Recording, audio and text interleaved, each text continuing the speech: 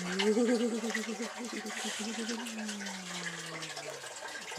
wiggle, wiggle, wiggle. We can't have Mr. Freeman, so I don't know where he is. So the next speaker, the 11th Dr. Naish, is going to be introduced by Barry Tadcaster and Oren Pendek. Hello once again. Dr. Darren Naish is an eminent paleontologist. He has been the scientific advisor on such films as The Flintstones and The Flintstones Viva Rock Vegas. His talk tonight is how dinosaurs and other prehistoric animals might survive on railway cuttings that are not very disturbed because they're cut off by the railways. Take it away, Dr. Naish.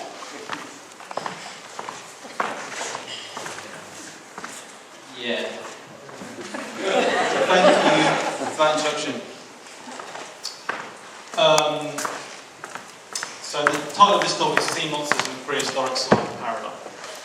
My name is Darren Naish. I'm affiliated with the University of Portsmouth. Throughout history, people have reported sightings of unusual large marine animals that don't seem to match the species officially recognised by science. We now have on record over 1,000 cases of what I'm going to refer to as sea monster sightings. And these sea monster sightings, they describe animals that vary markedly in size and shape. Some people claim to have seen enormous, long-bodied serpentine creatures that move by way of vertical undulation. Other people have reported encounters with giant long-necked animals that have bulky bodies. There are also descriptions of weird long-necked animals that had turtle-like heads and tall rubbery dorsal fins.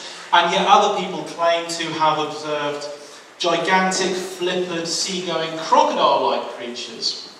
As you'll know if you've ever read any of the sea monster literature, virtually all of the authors who've written about sea monsters have indulged in a great deal of speculation. And an idea that's persisted throughout more than 100 years of sea monster literature is that sea monsters might be not only real, but also they might be what some people have termed prehistoric survivors. That is, they might be the modern day descendants of groups that are otherwise known only from the fossil record. And this hypothesis, the idea that sea monsters are real and that they represent the modern day descendants of groups otherwise known only from the fossil record, this has become known as the prehistoric survivor paradigm, or PSP.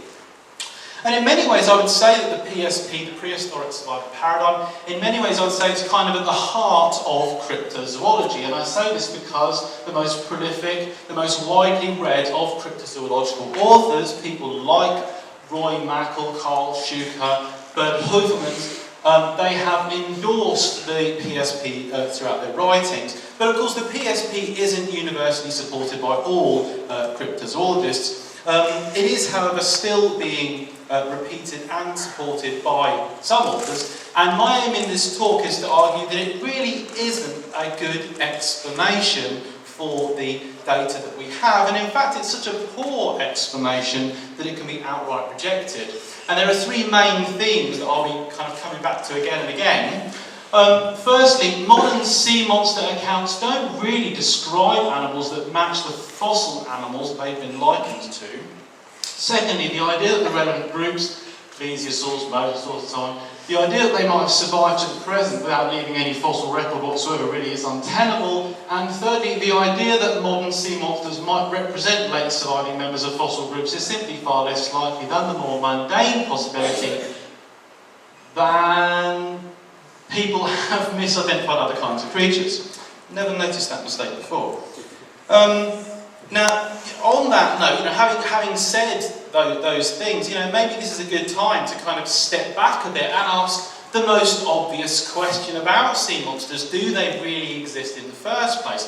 Why are researchers, such as myself, wasting valuable time on something as frivolous as the existence of sea monsters? Well, Whether the imagined targets of cryptozoology exist or not, I argue that there is science to do here. And in fact, you know, it's always a good idea to state that an interest in cryptozoology does not necessitate or demonstrate a belief in the existence of the respective mystery animals. I argue that you can be interested in mystery animal reports, but may be interested in them because of what they can tell you about such things as cultural transmission, the evolution of folklore, witness bias, preconceptions, observational skills, data recall, stuff like that. Those of you who have attended talks by Charles Paxton will know that he, for example, is very interested in looking at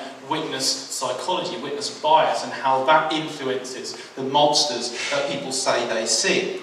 But having said all those things, it still does seem not only possible, not only plausible, but likely that at least some sea monster accounts really are descriptions of encounters with real animals, and in some cases are descriptions of encounters with real unknown animals. And indeed, the idea that new large marine animals might await discovery is not at all far-fetched or unlikely. New large marine animals have been discovered very recently. They include such species as the megalith shark, the Indonesian coelacanth, the West African deepwater ray, Bathyroides hesperafricana, new members of the oarfish family, new members of the sleeper shark group, and a variety of new cetaceans, including not only beaked whales, but also new dolphins, and even a new baleen whale.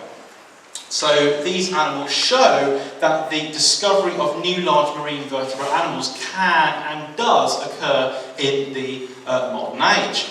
When we look at the discovery rates of new large marine animals plotted over time, we see distinct indications that new large marine animals remain to be found. Various studies, all relying on various statistical extrapolations, they've tried to estimate the number of species that might await description. These are some of the curves that have been generated by those studies. And the number of species awaiting discovery, this ranges from a high of over 50 to a low of about 10. But even the lower number there, I think, is pretty significant. The idea that there might be as many as 10 new large marine animals awaiting discovery, I think it's a pretty exciting concept. Undoubtedly, the poster child for the prehistoric survival paradigm is the plesiosaur. And from the point of view of the fossil record, plesiosaurs are extinct. They've been extinct for 65 million years.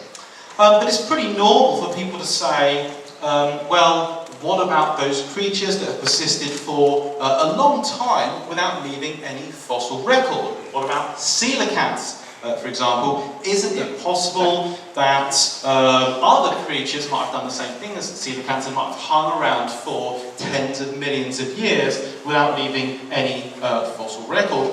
The short answer to this really is no. It really isn't possible that creatures like plesiosaurs might have hung around for tens of millions of years without leaving any fossil record whatsoever. And as for coelacanths, well, as we'll see a little bit later, it is misleading and inaccurate to imply that the coelacanth fossil record is at all comparable to that of groups like plesiosaurs. From the point of view of the prehistoric survival paradigm, coelacanths are what some of us have termed red herrings. The notion of plesiosaur survival isn't really taken that seriously today, certainly not by mainstream zoologists, and as I said a little bit earlier, many cryptozoologists even argue that it's so unlikely that it can be ruled out. But the idea is still around, it's still being promoted, certainly in the popular literature. Why would someone promote it? Well, it's been argued that modern long-necked sea monsters really do sound like modern-day plesiosaurs.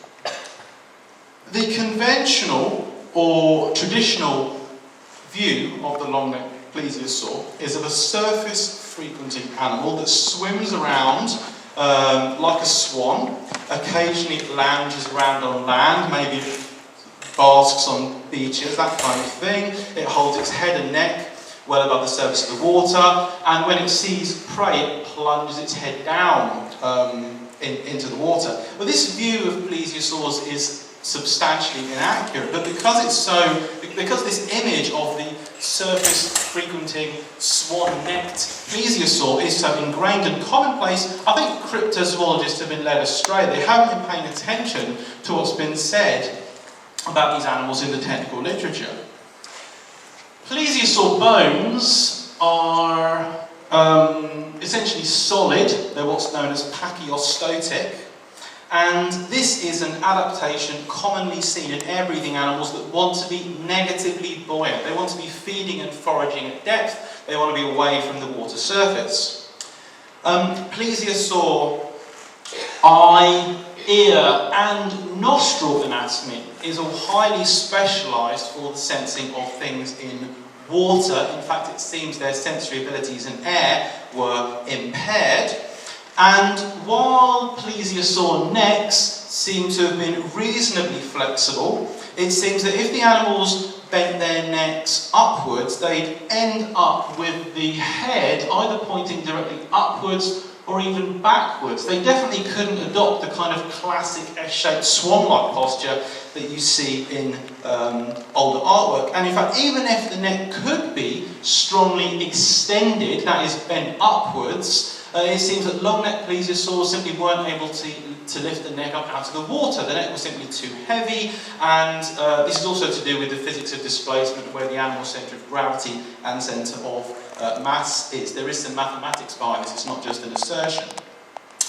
Evidence from stomach contents shows that long-necked plesiosaurs were what we might regard as benthic grazers. It seems they swam along slowly near the seafloor, reaching down to pick up prey living on the seafloor, such as crustaceans, mollusks, sea lilies, and so on. So the paleontological view of the long-necked plesiosaur, and this is a view that's only really emerged since the 1980s, this is of a strongly aquatic reptile that hunts and forages at depth. It doesn't ever come out onto land. It's unable to lift its neck up out of the water. And it certainly isn't a swan-like animal that keeps its neck and head well above the water surface. And this really is profoundly unlike the sorts of creatures reported in long-necked sea monster accounts. When comparing long-necked sea monsters with plesiosaurs, it seems that cryptozoologists have been looking at old inaccurate artwork, such as these various renditions. There is, however, a kind of loophole to this whole argument, and this is the idea that post-Cretaceous plesiosaurs might have evolved a whole bunch of new anatomical and behavioural features, what are termed neomorphs, and that these might make post-Cretaceous plesiosaurs more like long-necked sea monsters and less like fossil plesiosaurs. So it's been argued that hypothetical post-Cretaceous plesiosaurs might have evolved whiskers and body hair, they might have lost their tails or shortened their tails, they might have evolved inflatable humps on their backs and erectile snorkels on their heads and lasers and stuff. And of course we can't discount this. Yes, it's possible that such neomorphs could have evolved had plesiosaurs continued evolving for another 65 million years, but this really is special pleading of the worst kind. There's no evidence that might support it, it's nothing more than speculation, and perhaps most importantly, it simply isn't the most likely explanation of the data. If an eyewitness describes an encounter with a large marine animal that has flippers, a reasonably long neck, but has hair and whiskers and lacks a long tail, what's more likely? That the witness saw an evolved, strongly modified, post-Cretaceous evolved plesiosaur, or that they saw something like an unusual, moderately long-necked, large seal. Well, I would say that the principle of parsimony means that the seal identification just has to be more likely. Another point point that's worth noting is that while plesiosaurs were around for something like 160 million years, they were relatively conservative across this span of time. Now, there was a lot of variation as regards skull shape and neck length, but all plesiosaurs were stiff-bodied, short-tailed reptiles that flew underwater with 2 pairs of wing-like flippers. The theoretical evolved plesiosaurs of the cryptozoological literature are altogether different, and if real, they would mean that plesiosaurs had undergone a profound, drastic amount of morphological change during post-Cretaceous times, all the while without leaving any fossil record whatsoever. What is really the most extreme example of this "they might be very different" kind of argument was put forward by Edward Bousfield and Paul LeBlanc in 1995. People have long reported sightings of a long-necked or long-bodied animal from the north-east Pacific. It reportedly has a camel-like or horse-like head. It has large eyes. Occasionally it has horns, and due to its association with Cadborough Bay in British Columbia, it's become nicknamed Cadborosaurus. And what makes Cadborosaurus particularly intriguing is that what's been claimed to have been a carcass was discovered in 1937. This carcass was retrieved from the stomach of a sperm whale, which was being flensed at Naden Harbour whaling station in the Queen Charlotte Islands. Now, Bousfield and LeBlanc concluded that this carcass, which does seem to be the partially decomposed carcass of some kind of long-bodied vertebrate animal, they concluded that this carcass represents the same animal as the Cadborosaurus creature that people had been talking about for decades. So they did a really bold and controversial thing. They named this carcass as the new species Cadborosaurus wilsey, and that's the cover of the technical article in which they did this. When you look closely at this article, however, its scientific value is somewhat, shall we say, diminished. There are actually some problems with the background of the article. The venue that was chosen, the possible absence of peer review is a bit of a problem.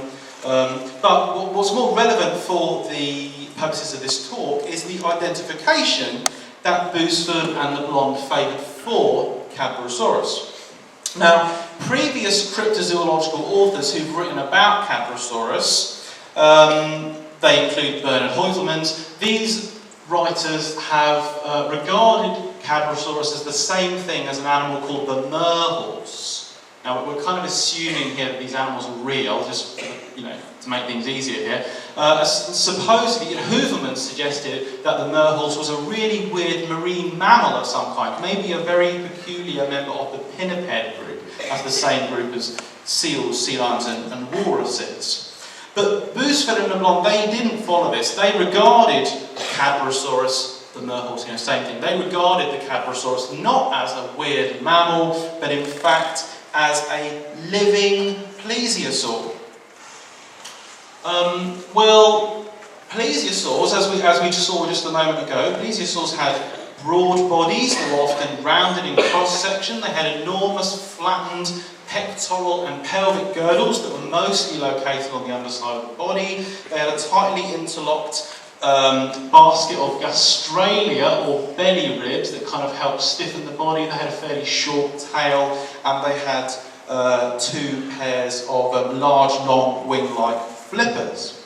Cadborosaurus, and again here we're kind of assuming that it's a real animal, Cadborosaurus is an incredibly slender, serpentine creature. It doesn't seem to rely on its limbs for propulsion. It has some sort of fluke-like tail structure. It's furry. It sometimes has horns and or whiskers. It's about as different from a plesiosaur as you can possibly imagine. And there really doesn't seem to be any reason at all to think that these 2 kinds of very different animals could be closely related. And in fact, the idea that they are just seems bizarre.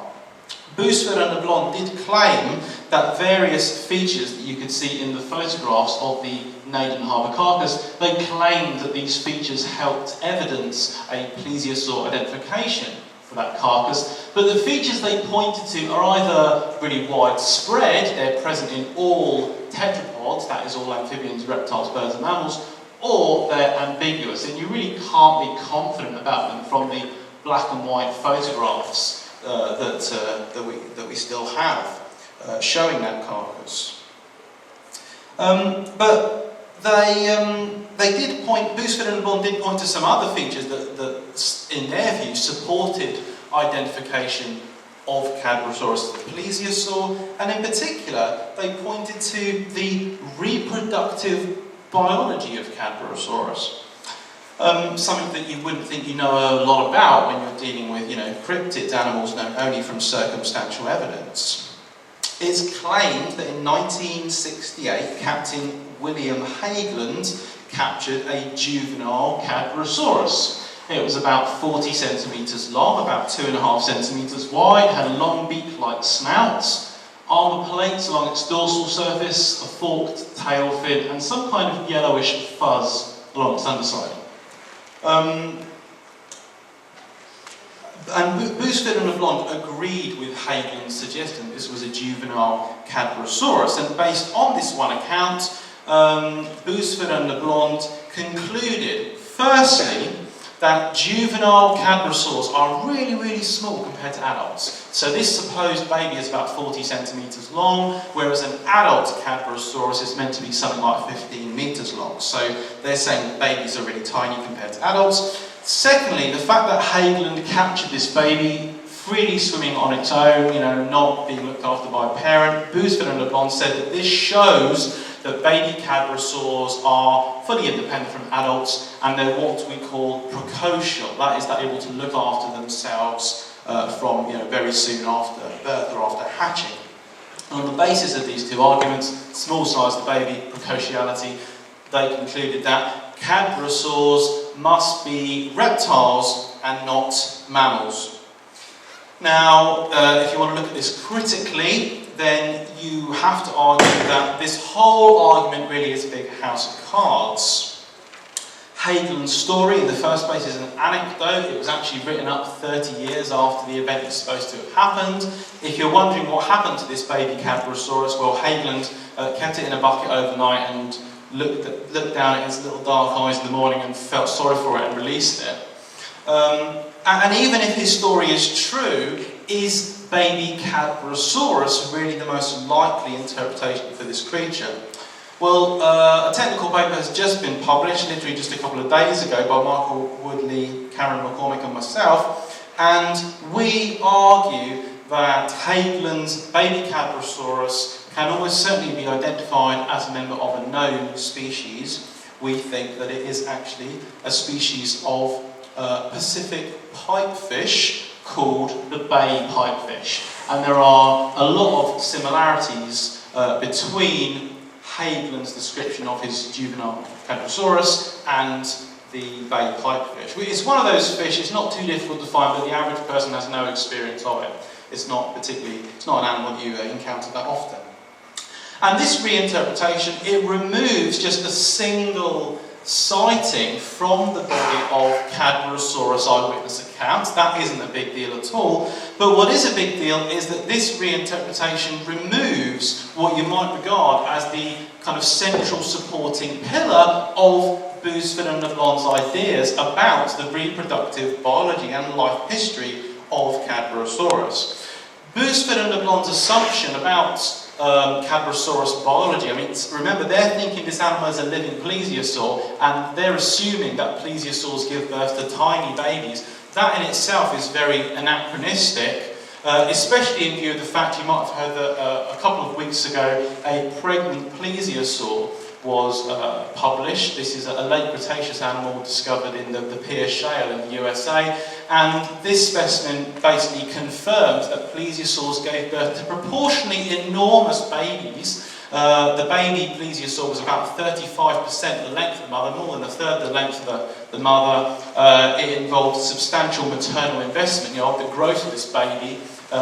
meant that the mother put a lot of energy into growing it, and the mother probably, there was probably some kind of, maternal care involved once this baby was actually born. So Bousford and Le Bon's whole kind of idea about what plesiosaurs and what Cadborosaurus should be like in reproductive terms is very kind of, old style, anachronistic anyway. But without wanting to sound harsh or unfair, or at least more harsh or unfair than I already have, the story behind the research on Cadborosaurus does kind of make you wonder whether the researchers concerned here are employing the right kind of critical thinking, or are informed enough to properly assess the data that they're trying to interpret. We're talking about a group of authors who have suggested that Cadborosaurus is a living, strongly modified post-Cretaceous plesiosaur. That's an extraordinary idea, and they've also misidentified what I think is a baby pipefish, as a pipefish as a baby C7. Again, that's a pretty extraordinary mistake to make.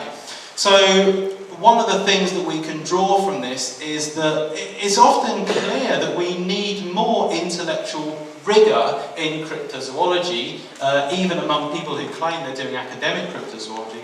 But of course, this isn't the same as saying that we need wholesale dismissal of such things as eyewitness evidence, or that scientists shouldn't try to evaluate cryptozoological data when they deem it worthwhile.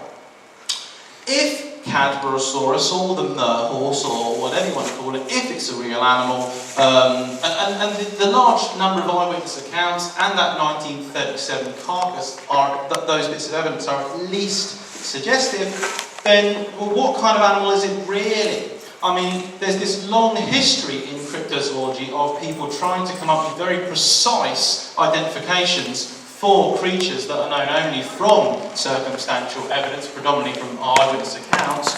But the whole point is that we often just can't say, we try to be as specific as possible about the identities of these animals, but we often can't really say what they are because we don't have the evidence. It's misleading to imply that we can classify undiscovered animals when all we have is anecdotal data.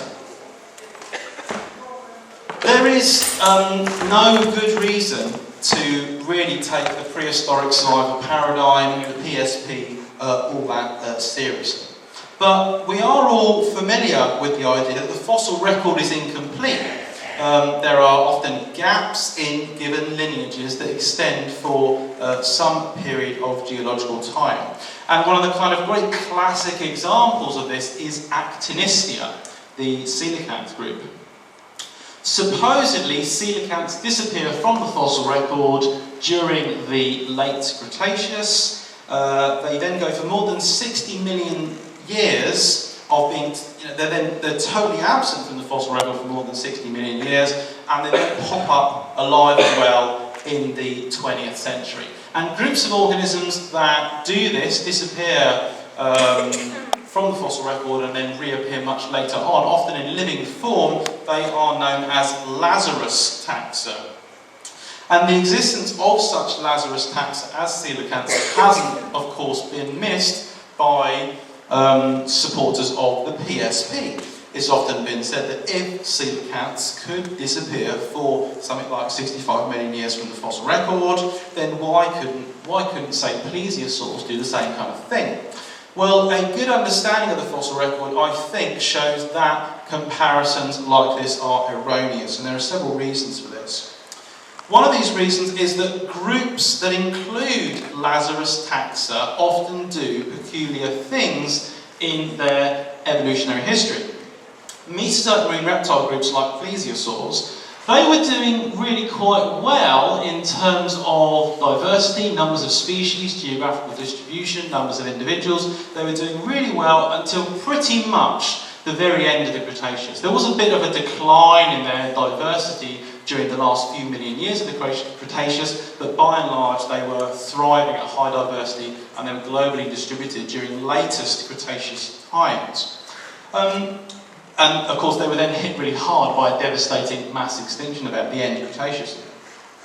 But the coelacanth fossil record is really different from this. It seems that coelacanths kind of dwindled gradually in diversity during the course of the Cretaceous. By the time you get into Upper Cretaceous sediments, coelacanths are very rare fossils. And in fact, for a long time, it was thought that coelacanths had become completely extinct long before the end of the Cretaceous.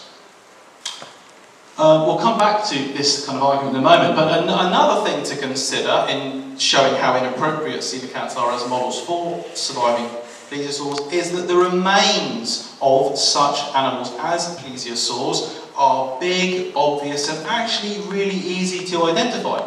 If you find even a single plesiosaur bone, you can usually be absolutely confident that it is a plesiosaur bone.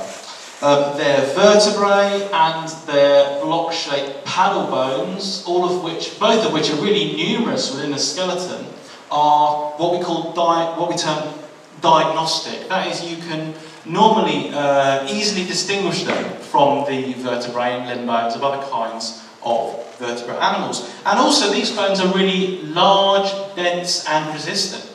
We know from the fossil record that they can kick around on the sea floor for years, maybe even decades, and yet still be incorporated into the sediment record. And this really is a very far cry from the tiny, fragile, typically non-diagnostic little bones of coelacanths, which have a totally different, very low preservation potential. Another point is that the supposed 65 million year ghost lineage gap in the fossil record for coelacanths doesn't actually exist anyway. We now know of fossil coelacanths from the Paleocene, that's around about 60 million years old. We know of another one from the Miocene, around about 15 million years old. And of course we have the two fully verified modern populations. And in fact, so far as we know, there aren't any groups of large marine vertebrate animals that have persisted for tens of millions of years without leaving any fossil record whatsoever. And studies have shown that large marine vertebrates like plesiosaurs and fossil whales, they actually have a particularly good fossil record. And this is even the case for groups that seem to have persisted at very low diversity for some period of time, like the various river dolphin lineages, all of which were marine during at least part of their history.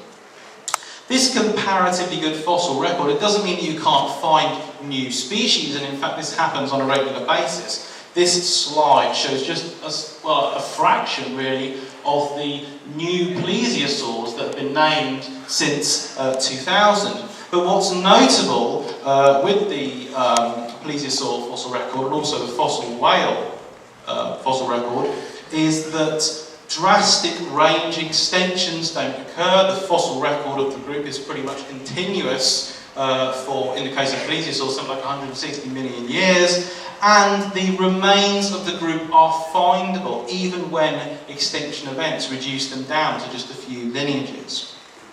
So the bottom line from all of this, the conclusions that I draw from this, are that if you want to use coelacanths as possible analogues for late surviving plesiosaurs or basilosaurid whales or mosasaurs or whatever, well, you are indulging in extreme special pleading, and it really is time that you stopped, really.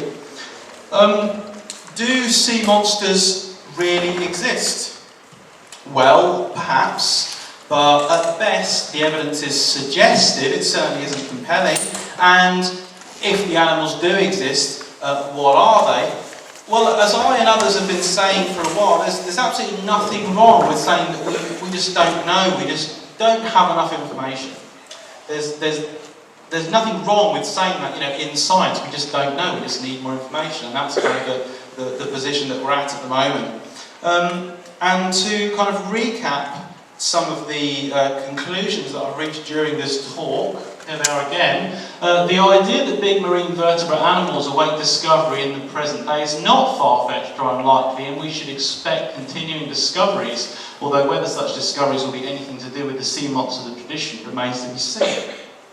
The prehistoric survival paradigm relies on special pleading and speculation and can be rejected. Plesiosaurs, mosasaurs and basilosaurid whales, also known as zeuglodonts, are extinct. Coelacanths are red herrings, at least insofar as they can be used as analogues for putative prehistoric survivors. Some sea monster research is naive and uncritical, and we need more academic rigour in cryptozoology. And what data we have on sea monsters is not good enough for firm conclusions to be reached about the creatures concerned. We don't know what they are and need more evidence. The various ideas that I've discussed in this talk come from, several years of discussion with other interested people and other researchers, and there's a long list of some of the people that have helped. So thank you to all of them, and thank you to Paul Downs isn't on that list. That's really weird. But I'm never. thanks to everyone at CFZ for everything and stuff, and I'll be interested in any questions if anyone has any, and thank you very much for listening. Thank you very much. Okay, guys. Have we got questions? Now, I don't have a runner, do I? All my runners have gone home. Now, who can I choose to be my runner to go up and down? I'll be around. Richard. Richard, my dear, do you mind? Do I actually have to You run? can be my... Yes, you have to Can I run. walk quite fairly rapidly? Go back there. John Hare, I believe, has...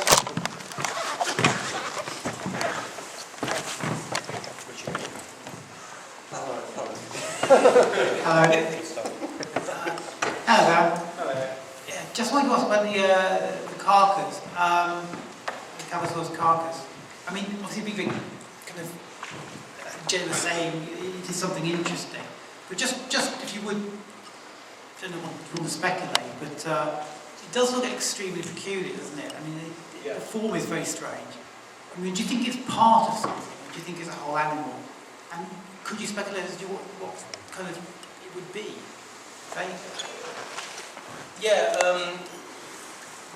This would have helped quite actually standing there to give Darren his microphone. Sorry about that. That's a really good question, and my views on the Navy heart carcass have kind of changed over the years. I think sometimes it does look like a plausible creature with a fluke-like, kind of paired, whale-like tail structure and a camel-like head, but and it seems to have a coiled neck as well. So if you're prepared to accept those identifications, then it kind of really has to be a really slender-bodied serpentine thing with a whale-like tail and a camel-like head. But the photographs that we have, I think there are 3 of them. The original specimen, the carcass itself, was lost at some stage. Nobody knows what happened to it or where it went. There are rumours that it was meant to be sent to one of 2 nearby biological institutions, but they have no record of it ever turning up. The photographs are kind of dark and murky, and these details of the creature that look sort of plausible could be, what's that term, pareidolia, where you are looking, making interpretations out of shapes that are more amorphous than you can imagine them. And the kind of default explanation for weird vertebrate carcasses, as you'll know, is basking sharks, large sharks of some kind. So could this actually be something really weird, like a partially decomposed basking shark carcass? And I do think that is plausible, because we've tended to assume that long... I'm trying to actually get back to the picture, but I can't for some reason. I'm kind of messing things up.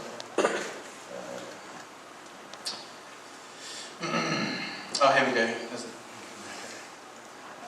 You can't see the screen. Oh, yeah, that's what I'm trying to do. I'm trying to drag the bar over to the far... Yeah, that's it. That'll do. That's it. Thanks. Got it.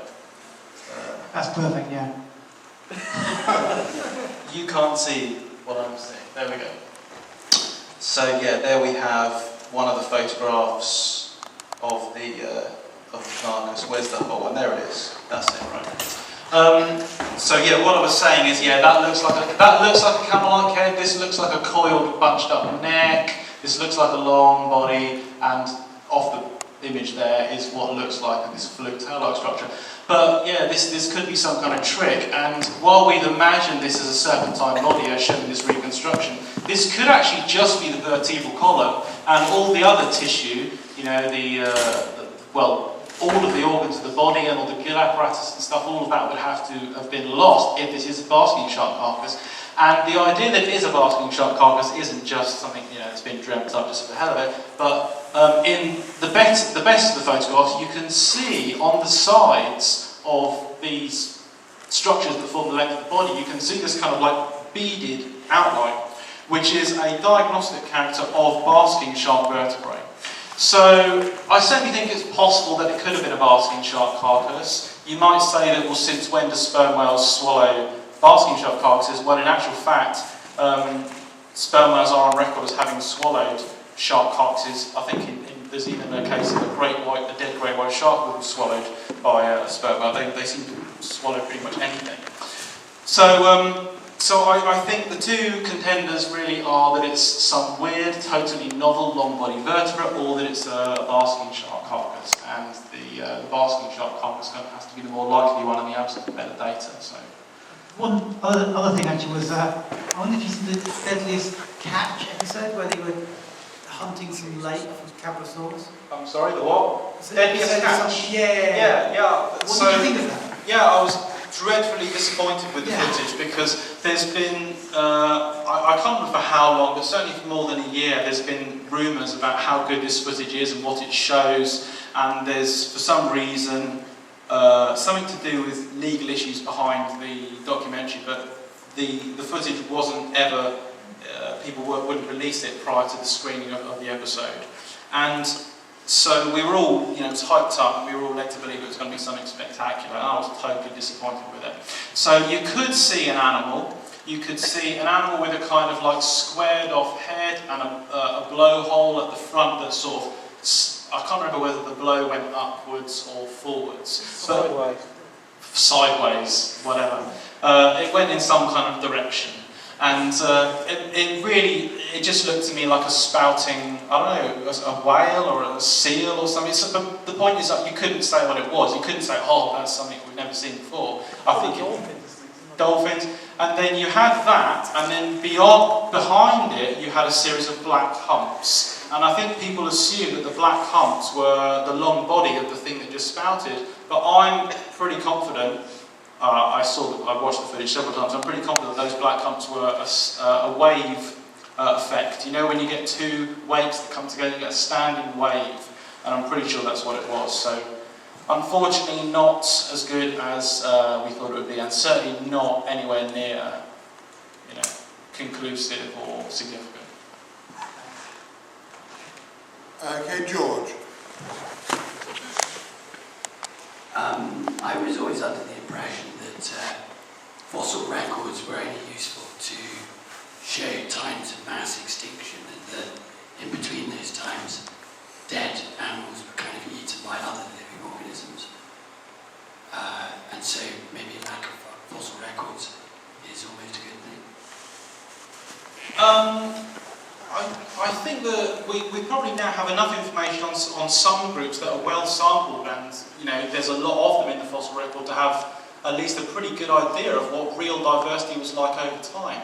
There's a lot of statistical work that's been done, and funnily enough, a lot of it was initially done on ring reptile groups like plesiosaurs, which there is a big question in paleontology as to how the fossils that you have, whether that reflects the number of species that were actually alive. And different signals, you get different signals from different groups. But when we've got a pretty continuous fossil record consisting of literally thousands of individuals, and certainly hundreds of different species for a group like plesiosaurs, which are living in an environment where preservation is comparatively very good, constant. There's a good rate of incorporation into the sediment record, very different from lots of, say, terrestrial groups that live and die in forest habitats where preservation isn't frequent. I think we can make some confident claims about presences and absences. So if we really do have something like 65 million years of no plesiosaur fossils, well,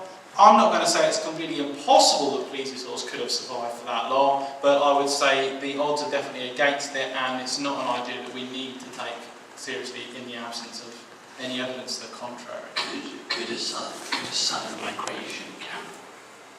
Well, we're looking at one of the advantages of working with plesiosaurs and other marine groups, marine reptiles, is that they were globally distributed. So their fossils come from everywhere, literally everywhere, you know, North Pole to South Pole. You know, the fossils are found worldwide. So I can't think that there's any evidence indicating that they might have, say, hid in a refugium and sort of hung out somewhere and not been detected there, or that they disappeared from one area and only survived in another. So I hope that answers what you're talking about. Yeah, cheers. Thanks. Okay, any other, we can take, I think, maybe 2 more questions, if Darren, you don't mind. Can I ask a quick question? Yeah, Richard. How does your research relate to the latest thinking on the Loch Ness Monster, given that some people think it's like a sort of plesiosaur or something? And also, if I'm right in saying that there's never been a dead carcass of a Loch Ness creature found, would a plesiosaur sink? Would a plesiosaur die, but it's actually sink to the bottom? Would it float or something like that? So this talk is obviously about large marine animals, and as I said a couple of times in the talk, I think that not only is the discovery of large marine animals likely, based on what I said about us finding new ones and the discovery curves and so on, but also the large, over 1,000 sightings of sea monsters, at least some of which do sound plausible, reasonable. They come from, kind of trusted, experienced personnel. I think that's really different from the situation with Loch Ness. Loch Ness, I do not think, despite what the Telegraph said recently, quoting me in connection with Loch Ness Monster, there is no evidence for thinking that there are undiscovered animals in Loch Ness, and you just don't have any of the same kind of plus points that you have for sea monsters. So Loch Ness is relatively small, 22 miles long and a mile wide or whatever. It's been intensively explored. It's not in a remote part of the world. Thousands of people have been there for centuries. It's been searched from top to bottom, side to side. There have been 24-hour vigils over many occasions. People have done sonar sweeps on God knows how many occasions. All this kind of work done on Loch Ness, and nobody's ever produced any good evidence that there might be an undiscovered population of animals in the loch. It seems, pretty implausible that could be, something to take seriously anyway. And my general thinking on cryptozoological mysteries is that we've constructed all these kind of elaborate hypotheses about these supposed mystery animals, about what the animals might be and how they might have survived if they're real. But you need to look at the core eyewitness accounts. And the case of Loch Ness, the body of eyewitness accounts that we have is actually really flimsy, doesn't really add up to much. The accounts are incredibly disparate. People have described everything from swimming camels, giant furry camels that walk on the land, hippo-like creatures, dragon-like monsters, living plesiosaurs, giant fish, boat-shaped animals, things with 3 humps, 6 humps, 9 humps, mermaids, people have reported everything in Loch Ness. And I think ever since the 1930s, people have come to associate Loch Ness so strongly with its alleged monster that people go there. Most of us are tremendously inexperienced in terms of when we're looking at the natural world, bodies of water and stuff. People see stuff on Loch Ness and they assume that it's a monster. And if you go back to the first, the original sightings, the reason I say go back to the original sightings is because they often become elaborated over time in the literature. I think virtually all of the Loch Ness Monster accounts can be interpreted as wave and wake effects. Loch Ness, because of its peculiar shape, has weird waves and interacting wakes and stuff, and this peculiar psych wave beneath the surface. And seals have been seen in the loch, water birds, deer swim in the loch. So it's a combination of people seeing all those things and kind of making monsters out of it because of the infamy of the monster. As for your kind of the second thing you said, you asked about, if there was a population of animals, would the carcasses float? Well, vertebrate carcasses do tend to float as they fill up with gas of decomposition. So let's suppose there was a large animal that died in the loch, we would see it on the surface for a while until its body will rupture and it sank.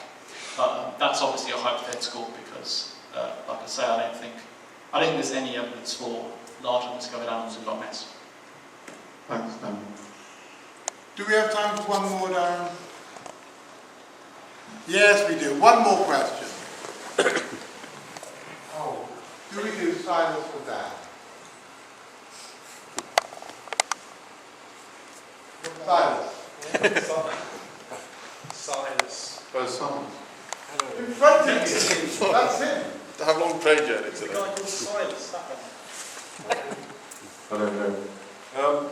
Yes, what about Lake Okanagan, the creature? There's supposed to have been a woman who was out swimming and encountered one and saw this Yeah, Mrs. Clark, 1974. Yeah. vertical undulation. Yeah. I mean, is the you as unenthusiastic about plesiosaurs as about plesiosaurs?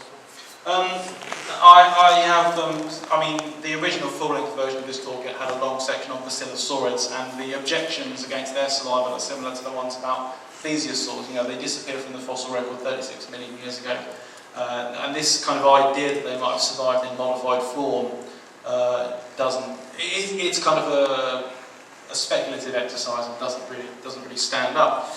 And lake monsters in general I find problematic, and I think it's, you know, like so many mystery animals, I think there probably is something at the bottom of these reports. People are, in cases, seeing real animals.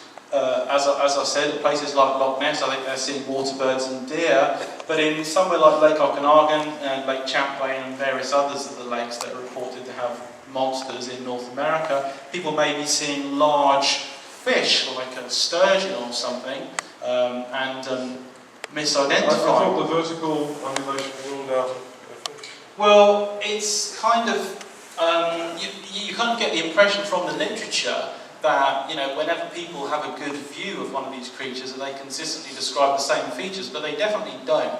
And while there may be one or two cases where people have said it looked like it undulated vertically, I mean, all kinds of animals can do things that look like they're undulating vertically, but they aren't necessarily doing that. I think a lot of the actual you know, vertical undulation hump effects are people seeing standing wake effects. So B. Clark's, I can't remember her first name, but Mrs. Clark, 1974, she says that she was actually in the water.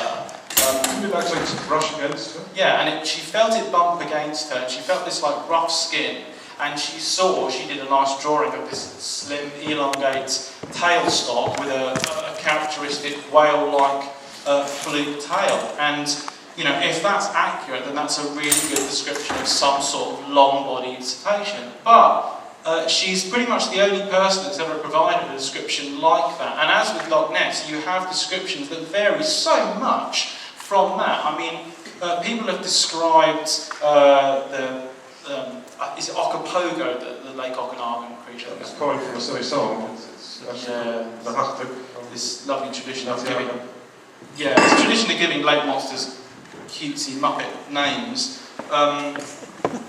You've got all kinds of different descriptions that have been applied to this creature. Some people saying it's got smooth skin, it's grey, others say it's brown, and it's green, it's got bumpy skin, rough skin, scaly skin, it's got a row of scoots along the surface, it's furry, it's like, you know, I find it really hard to think that there's actually a valid biological signal in this huge, disparate body of eyewitness accounts. And her account, which all, you know, sounds plausible, sounds really good, but it's just a one-off. And just because somebody produces a really kind of nice, consistent, sort of plausible-sounding account, I don't know what to make of it. I really don't know. But bring on more evidence, please, because that's the thing that's lacking here.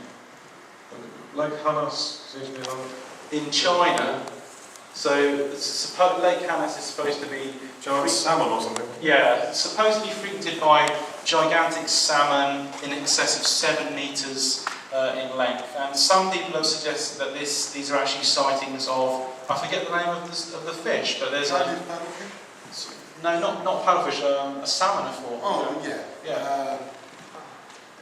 A member of the Chinese big salmon. I can't remember what the funny thing is. Yeah, it's been suggested that these sightings are, real observations of excessively large members of the salmon family, and I can certainly believe that you could get gigantic salmon that get to maybe 2-3 metres. Sorry?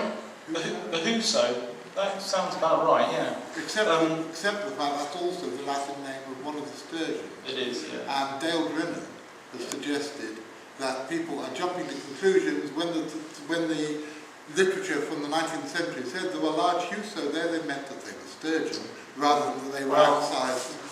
I don't do fish, I don't worry about that kind of stuff, but yeah, that's fish are beneath. They are, yeah, that's still tetrapods. But that's an interesting point. And what I was saying there before John sort of said that is people may have seen, you know, fish 2-3 metres long, but people are pretty poor at, you know, studies have shown conclusively that people are pretty poor at estimating size, particularly of things in the water. Now I know I am. So somebody called it. I got a letter from China, and it's called the big red fish. It wasn't the big red; it's the big red fish. right. A long time ago. That made it turn red when you bake it. Microphone, please. Sorry to cut this short, Darren, as I had to apologise to you on many occasions, cutting it short, as it is 11 o'clock. If anybody wants to get a drink, I think you can probably persuade the John Mass people behind the bar. It's always a pleasure to have Darren here. Do you realise we've known each other 16 years? I've known Darren since he was a schoolboy. God help me.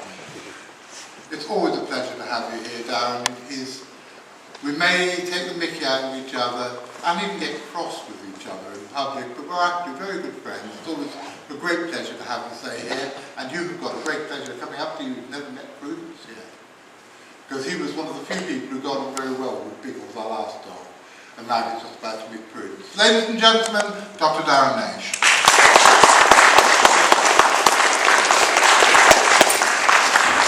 Well, boys and girls, have come to the end of the first day of the 12th weekend. For any of you who are interested, this is actually the 35th Weird Weekend day we've done. I was trying to find out how many speakers it was the other day, but I know we've had over 70 different speakers. And I'm really proud that for the last 12 years, have managed to carry on doing this conference. I'm really glad that you guys have come from all over the world to come and join us. And tomorrow's another day. The doors open at 10 o'clock and events start at 12. If you want to book a meal for Sunday night, have a word with my lovely wife. If you have not done so and you're camping on site here, either in a car, either in a vehicle or a tent, can you go and see Graham Inglis? If you want to lift back to High Valley, go and find Graham Inglis. If you want to buy me a drink, mine's a brandy and coke. Good night, ladies and gentlemen.